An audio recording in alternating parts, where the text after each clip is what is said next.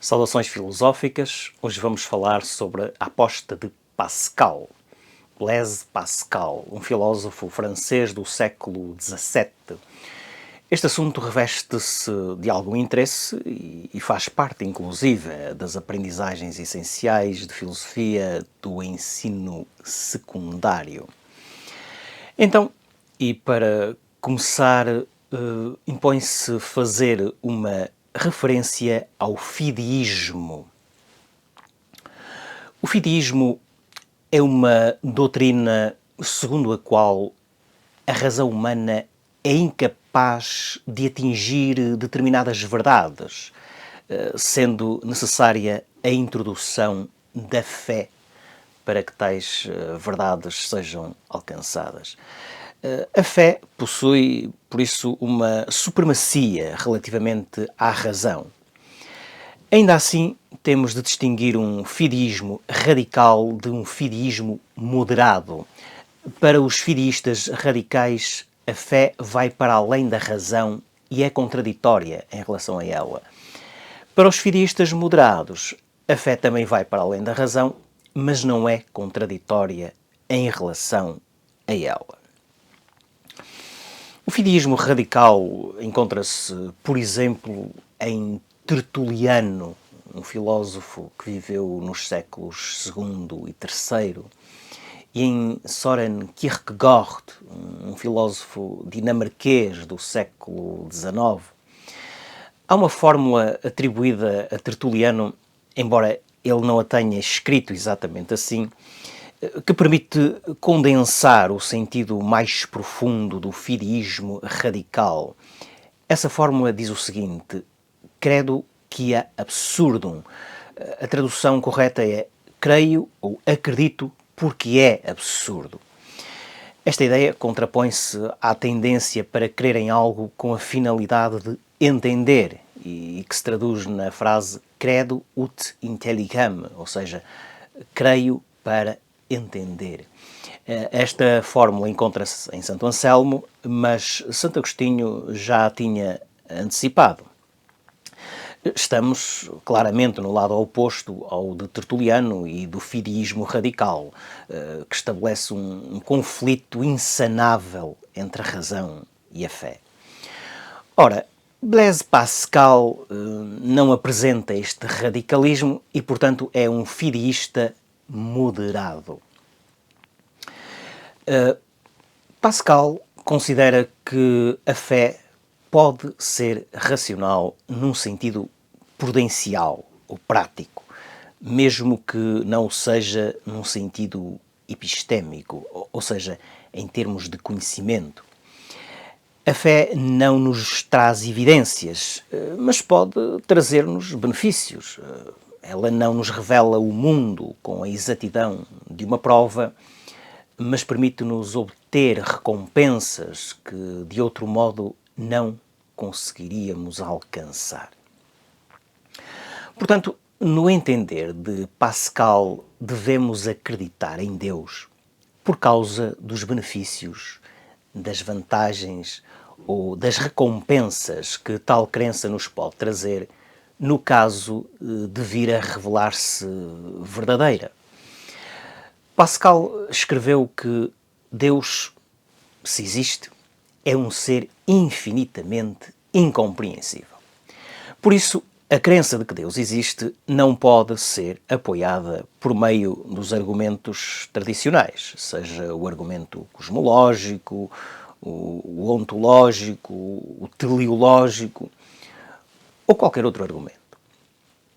É neste contexto que surge a aposta de Pascal. Uma aposta não é uma demonstração. Pascal está convencido de que somos incapazes de resolver o problema de saber se Deus existe ou não com base em exercícios lógicos, em exercícios racionais.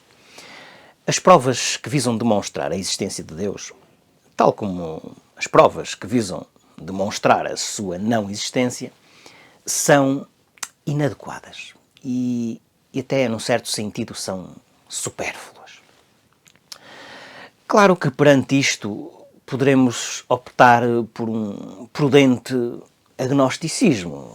O agnóstico é aquele que não afirma a existência de Deus, mas também não a nega.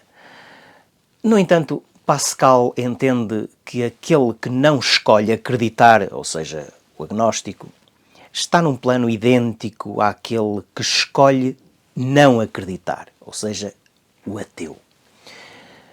No final de contas, nenhum deles é crente. Então, como é que devemos tomar a nossa decisão?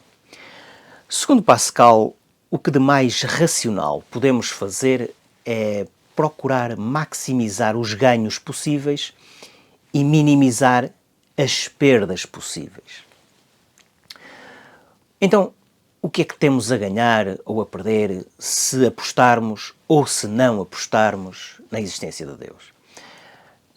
Há 4 cenários possíveis. Se decidirmos acreditar que Deus existe e Ele efetivamente existir, ganhamos a felicidade eterna, alcançamos a salvação e seremos bem-aventurados para sempre. Será um ganho infinito. Se Deus não existir, não perdemos grande coisa, perderemos algum tempo em atos religiosos e deixaremos escapar alguns prazeres mundanos, mas será uma perda finita. De resto, tudo acabará no esquecimento. Vamos agora ver o que acontece se decidirmos não acreditar que Deus existe. Nesse caso, se Deus não existir, nada perderemos. Mas o que iremos ganhar também não será nada de especial. Teremos basicamente a liberdade de agir sem medo do castigo divino. Será um ganho finito.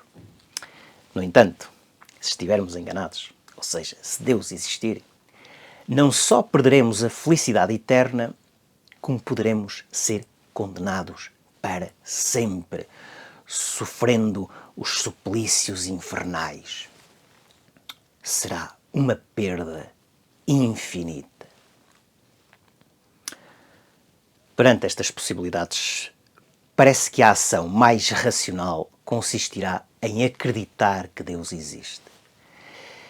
Portanto, a aposta de Pascal é uma aposta na crença, visto ser a opção mais favorável, aquela opção que, em termos de previsíveis consequências práticas, se revela a mais vantajosa. Ora, claro, este exercício de Pascal esteve sujeito a algumas críticas e objeções. Uma primeira objeção é que a crença em Deus não está sob o controlo direto da vontade humana.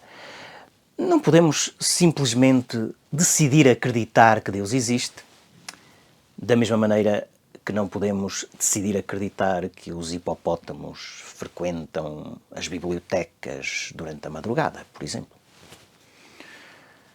Para podermos acreditar em algo, temos de estar minimamente convencidos de que isso é verdadeiro e não apenas achar que é boa ideia acreditar.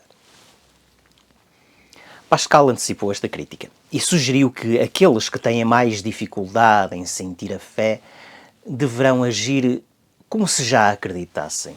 No fundo, trata-se de fingir até que seja verdade.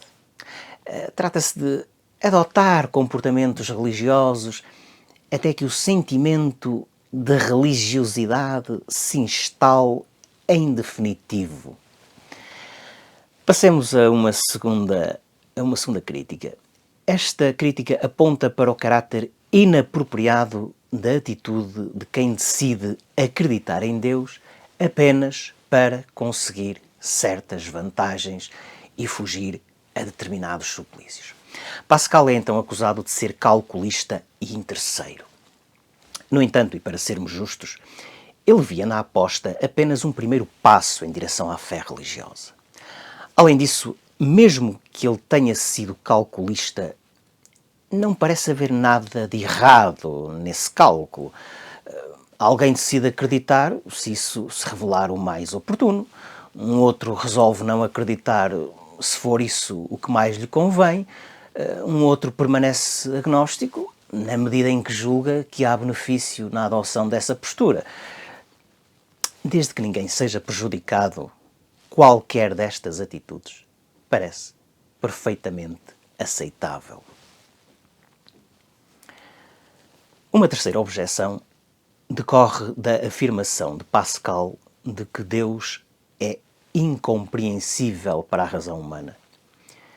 Se assim é, então não sabemos como é que Deus encara a crença ou a descrença.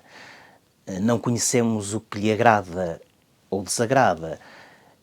Ignoramos se há, no além, um sistema de recompensas ou punições. Desconhecemos, inclusive, se esse Deus incompreensível possui as características do Deus teísta cristão, que é, afinal, a divindade que Pascal tem em mente quando propõe esta aposta. Enfim, não temos informação que nos permita saber se Pascal foi ou não beneficiado com a sua aposta. Também não se sabe se Deus, caso exista, achou ou não alguma graça à aposta de Pascal. Seja como for, é sempre bom pensar nisto. E por hoje é tudo. Ponham like, partilhem o vídeo, subscrevam o canal, deixem os vossos comentários e até à próxima.